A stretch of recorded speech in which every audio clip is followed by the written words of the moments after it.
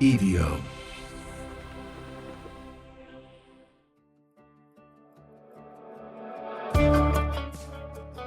Hey everybody, welcome to Finding Me. I'm Josh Wolf. What's going on?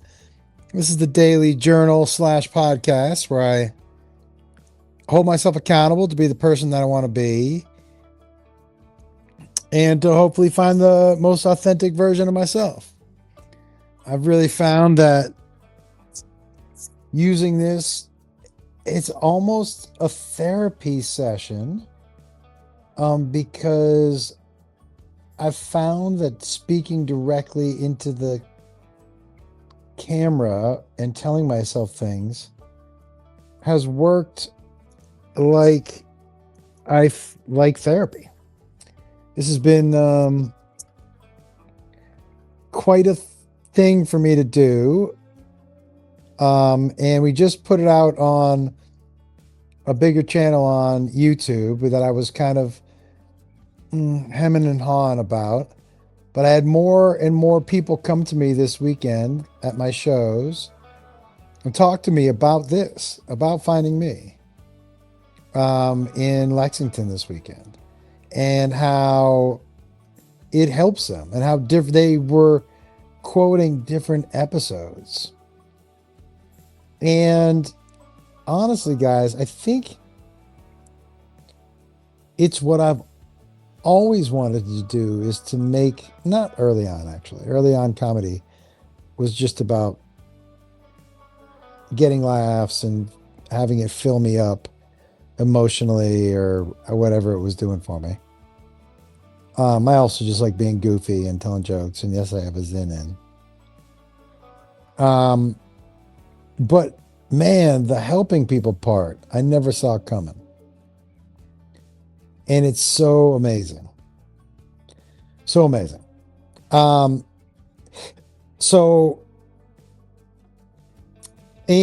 I did honestly have some, excuse me, thoughts about like other comics again and what they would say about this. And I'm so glad that those voices are quieter and quieter.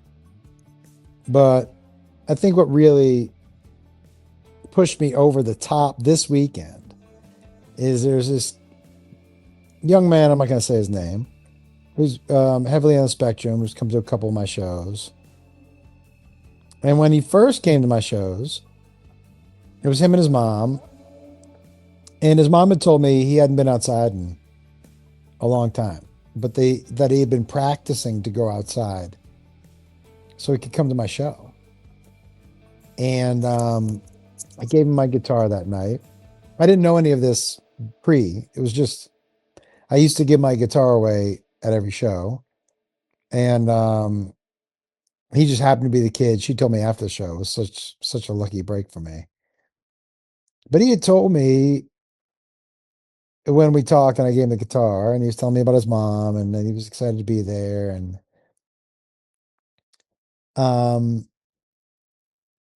he had told me, he was like, yeah, my dad and I don't have a good relationship. And it's just my mom and I. And his dad was the one who drove him to the show this weekend. And he was like, it was so, I said, how are things going? He said, good. He said, I'm here with my dad. I said, I know. And I said, how's that going? And he said, on the whole ride down, we just talked about your jokes. He was like, it was the best time that I've had with my dad.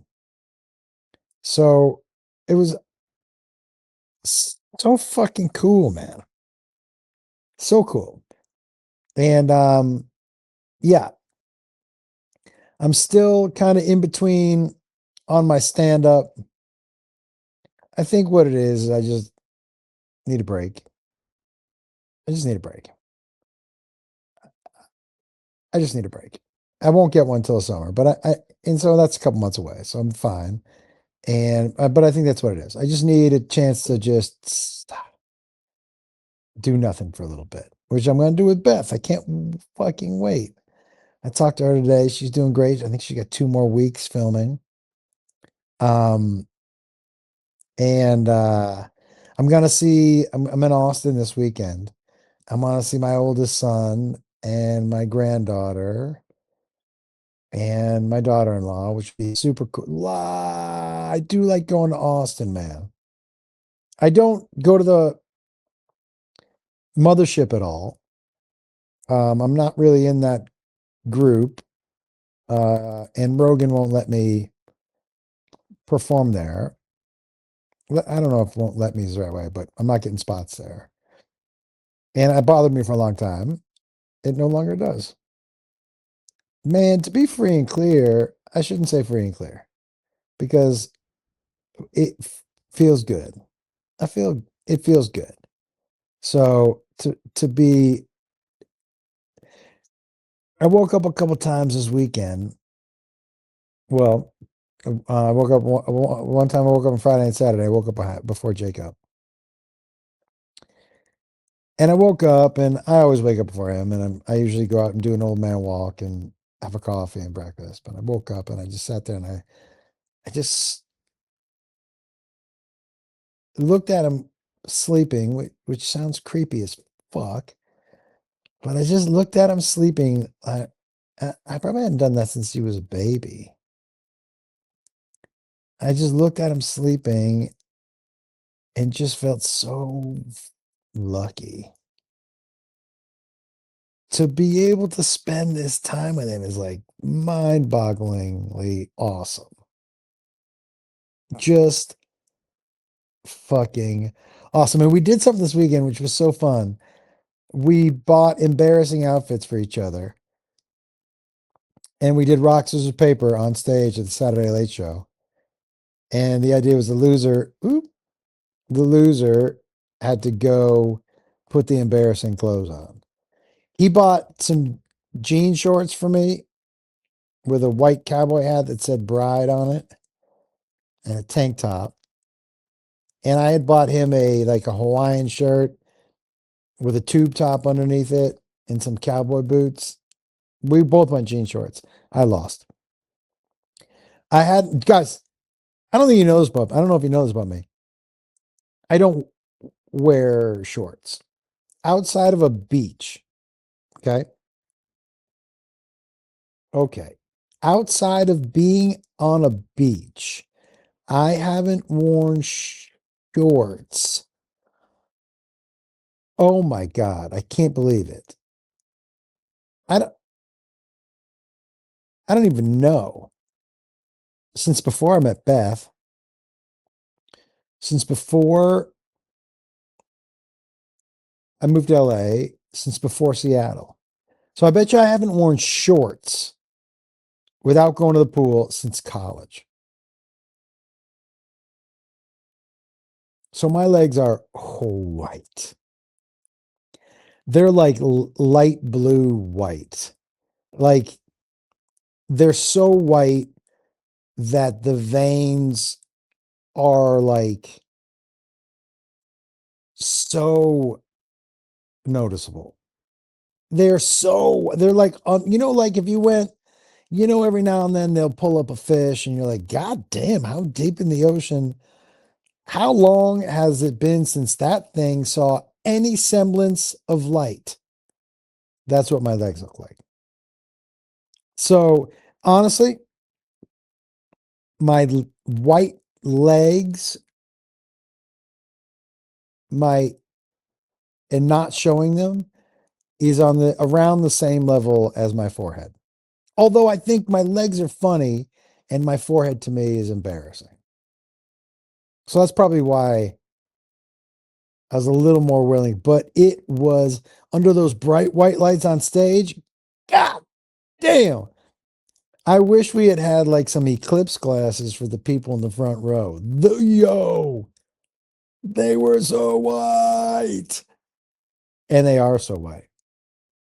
And part of the reasons I also keep them white now is because I know it bothers Beth. It's like I have this one long eyebrow and I don't like it either. I don't like it. But the reason I keep it is because Beth hates it. And so I like twirl it. It's one of the reasons, like, look, this hair, this part where I pull my hair straight up like this, she is not a fan. I don't love it either, but I love that she hates it more than I want to get rid of it. So, like on the phone with her, when we FaceTime, I do this. If you're listening, you can't see, but I do this and I put my hair straight up. And I can see her. She knows now. Okay, here's what she knows now, guys. Ready?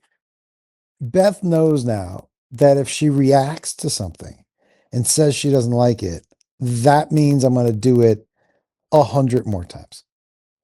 So she tries not to react, which is smart. She's learned, but I can see the look on her face. We've been married long enough where I'm like, oh, that bothers her. I'm going to do that like 17 more times.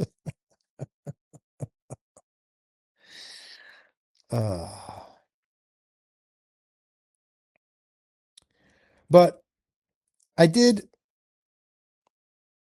come to a conclusion this weekend that I wanted you guys to hear. You know, Jacob and I do lives on TikTok every weekend, and we don't do them for money. People donate money. I didn't know this, but on TikTok lives, people send you gifts. We donate all that money. We don't keep any of it. And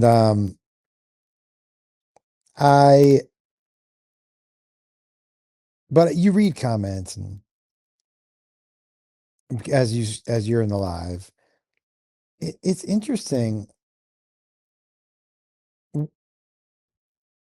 Here's what I figured out. Don't ever let anyone else decide what you deserve. Don't let anyone else decide what you deserve. They're not involved in that. You decide what you deserve. You know what I mean? And what else I've figured out is that happy people, successful people, people with full lives, they're not in comment sections saying shit. So those are not the people we should be paying attention to. Who gives a fuck? And what else I figured out this weekend about social media is that I don't know what the algorithms used to be, but now I think they all lean towards rage bait. Comedy was hot for a long time, man, and all comedy clips would be pushed out. They're not pushed out like that anymore. They want us fighting with each other. That's what's pushed out. And I'm not letting anybody else anymore dictate what my mood's going to be, what I deserve, where I'm going to be in 10 years, what my life's going to be. It's just not going to happen. I won't let it happen. I won't. And you shouldn't either. I mean, how fucking amazing is it that there's only one of you? One of me. That's it. That's it. Can you imagine? Just one, dude. You are literally one in multiple billions. That's so fucking special. So fucking special. And so don't let anyone ever tell you what you deserve or what your gifts are or aren't. Because you have gifts that nobody else has. It's so fucking cool when you realize that, you know? And I gotta go. Finding me, everybody. Guess what? You know I'm gonna tell you. You are enough.